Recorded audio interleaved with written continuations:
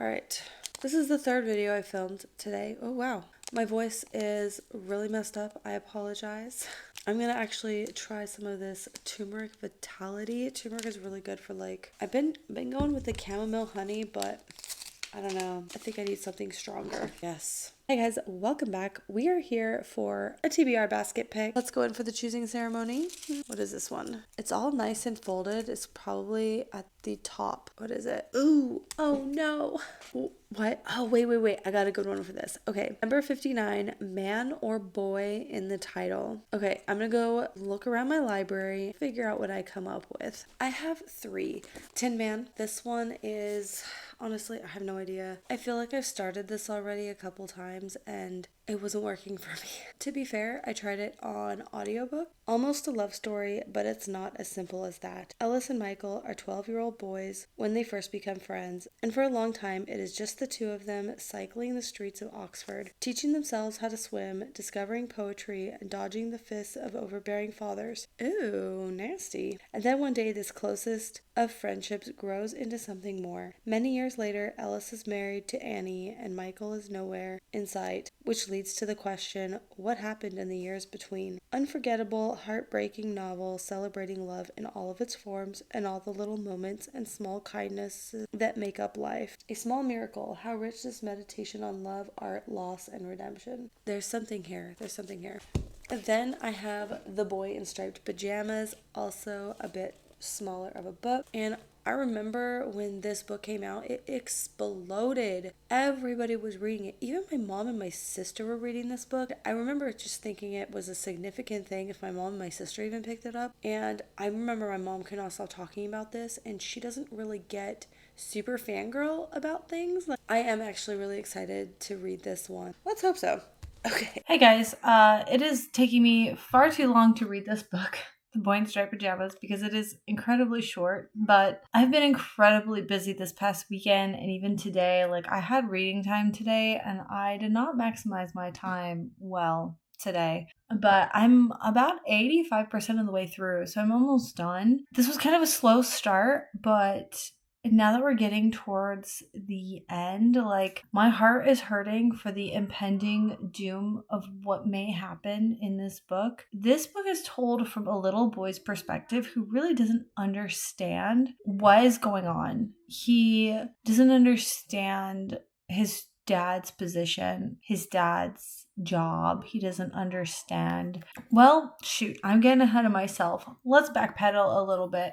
So this little boy, what is his name? Bruno. His name is Bruno. And he is the son of a person who is very high up, good pals with the Führer. Bruno and his family live in Berlin, but because of things amping up with the German armies, the Führer has asked Bruno's father to please move to Poland, I want to say. And his family is incredibly upset about this. Bruno specifically has had quite an outburst over this move, but they really start to learn that you can't complain about things. I mean, this period of time, you don't really disagree with the head of the house. You just don't. Bruno's very sad to leave behind his friends, and he started noticing that there was a bunch of kids outside his bedroom window, and no one would really explain what's going on to him. He was just like, I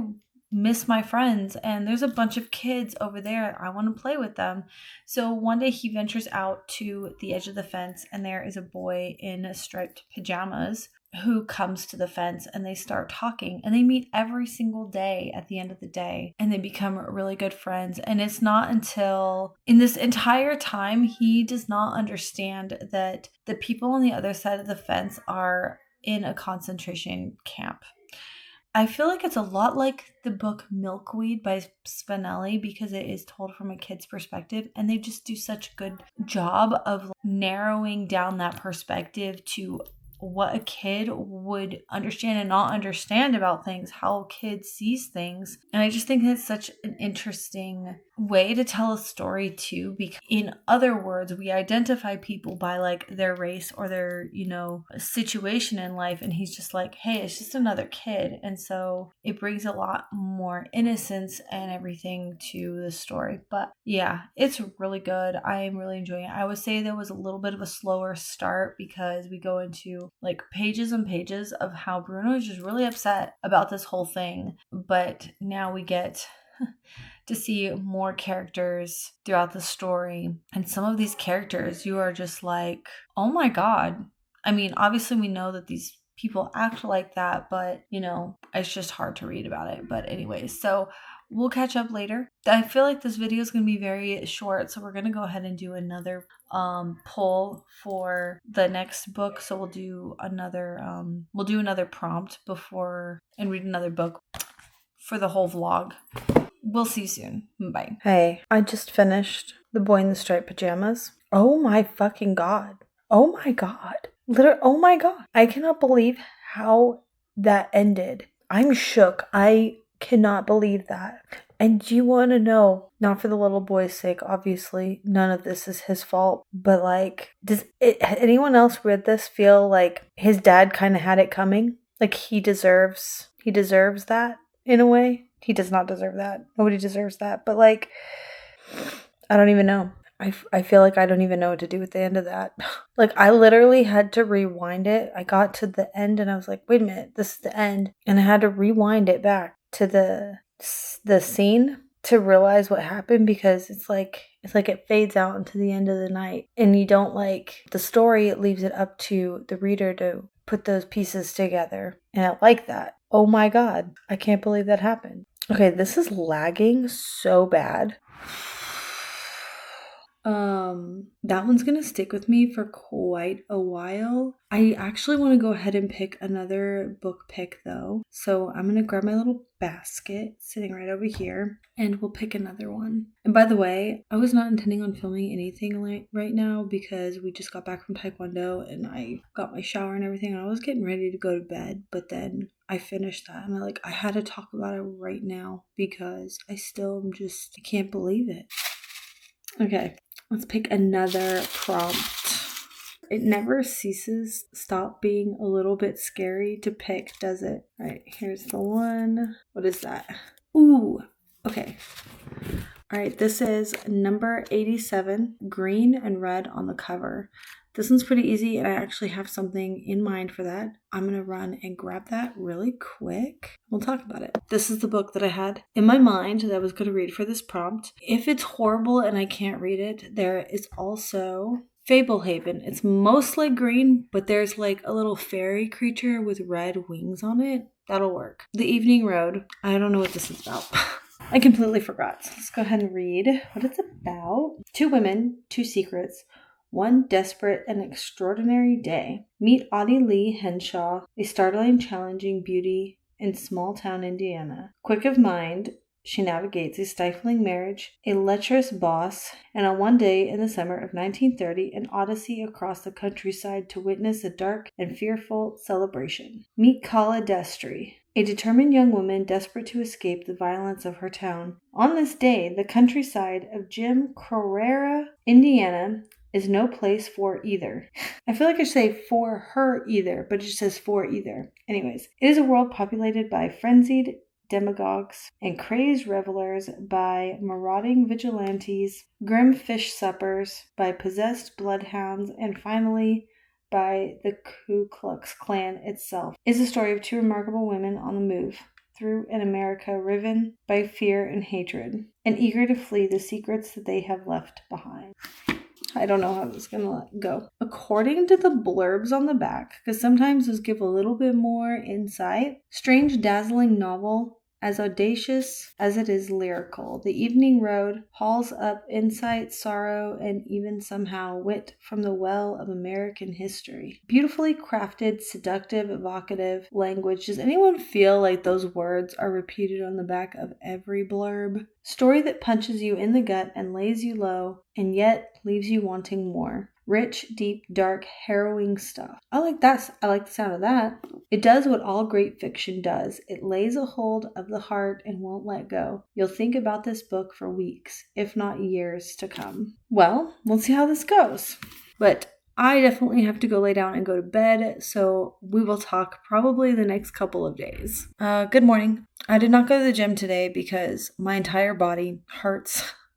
My muscles need to relax and repair, and I have some catching up on some things to do today. Namely, I've got to go steam clean this chair that I have. I'm about a little under halfway through this book, The Evening Road. I did start reading the physical book in bed last night, and then I got kind of tired, and then because of things today, I was like, oh hey, my library does have an audiobook. This book is not going well.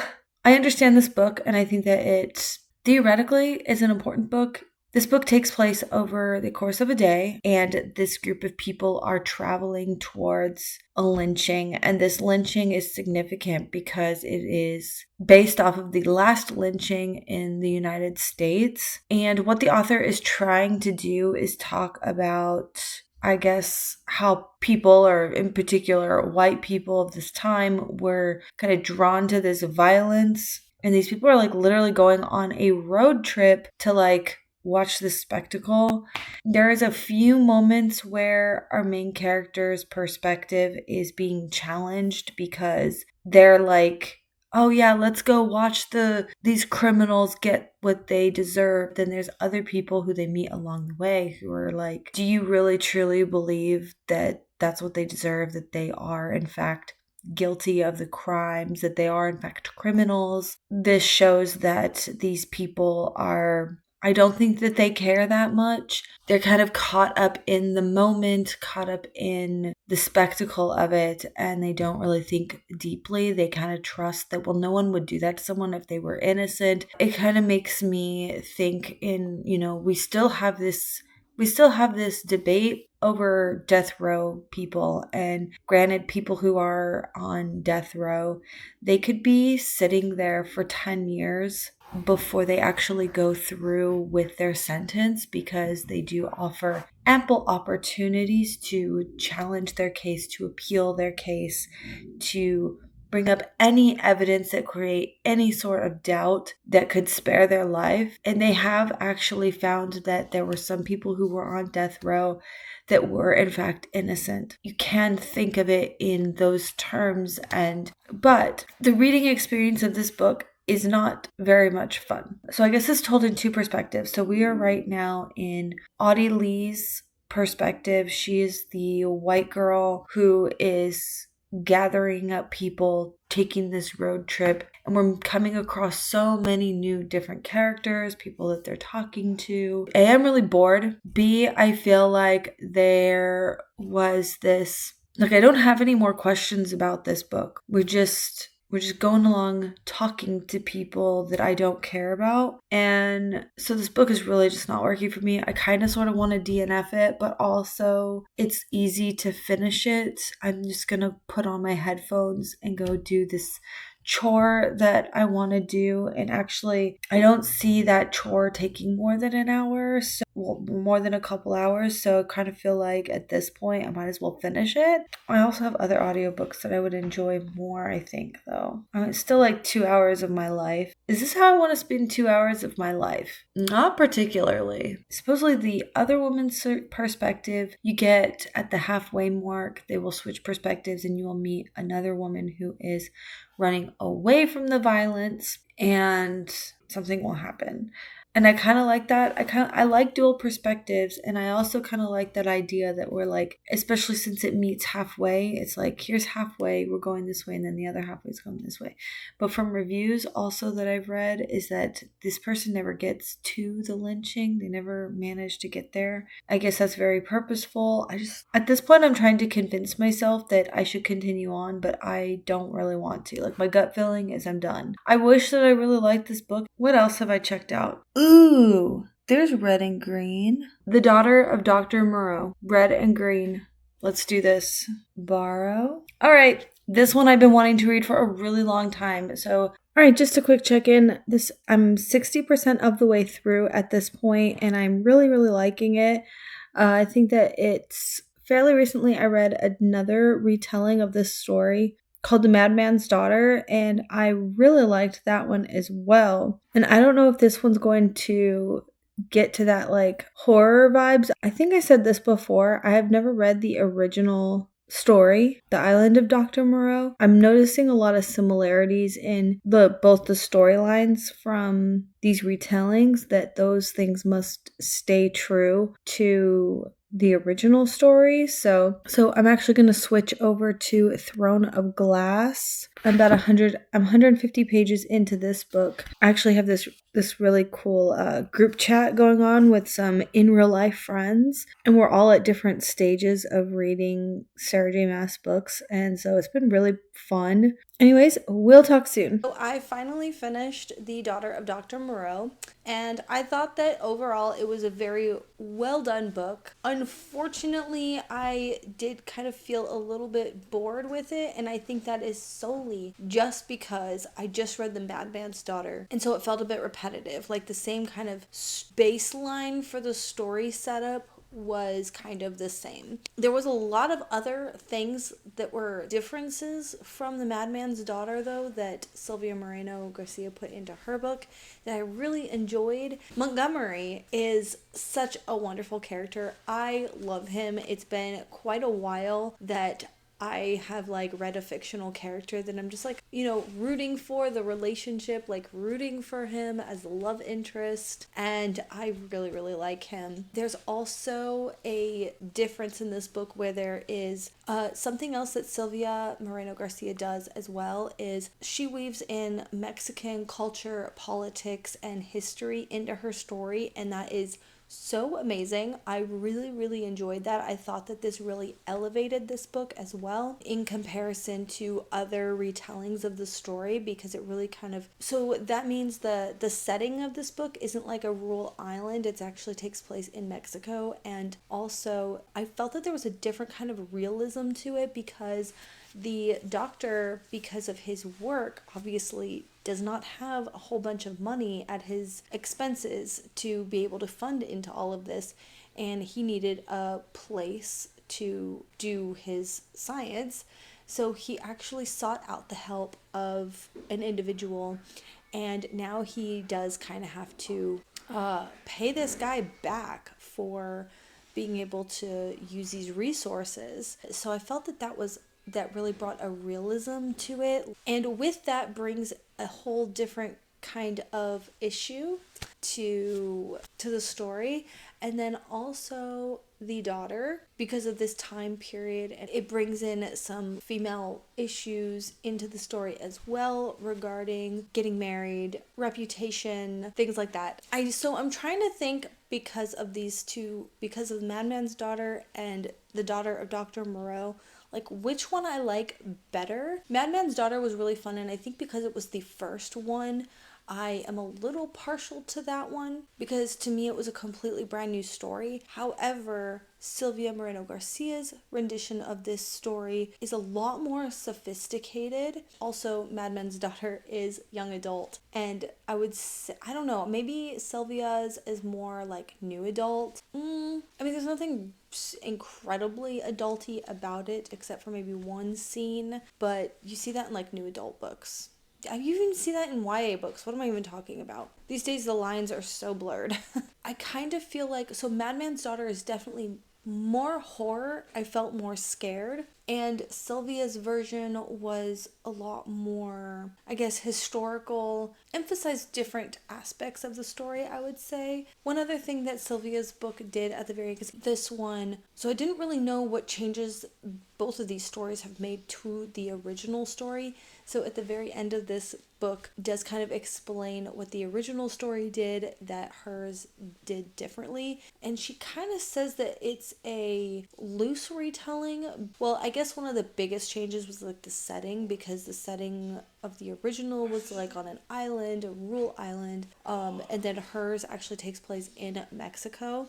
And I really like in all of her books, she always kind of infuses the Mexican culture into her stories. So, oh, that was something else too. So the characters were Mexican as well, and there was a lot of Spanish language. Also, she knows French, and I forget how it was that she learned. Oh, because her dad is actually French. He's a French doctor, and there's this whole story about who her mother was, his first wife, like his first love, and all that kind of thing too. That wraps up this video, and instead of actually doing another TBR Basket video right after this, we're actually going to switch things up because we're actually going to do something a little bit different because I am severely behind on my Goodreads goal. So what I'm going to do for the next video, which in order to play catch up, I'm going to read as many small books as I possibly can. See if I can't play catch up a little bit. So if that's something you're interested in, go ahead and subscribe to this video. You can hit the little bell if you would like to be notified when new videos go up. That would be very much appreciated. Thank you so much for watching, and we'll see you soon.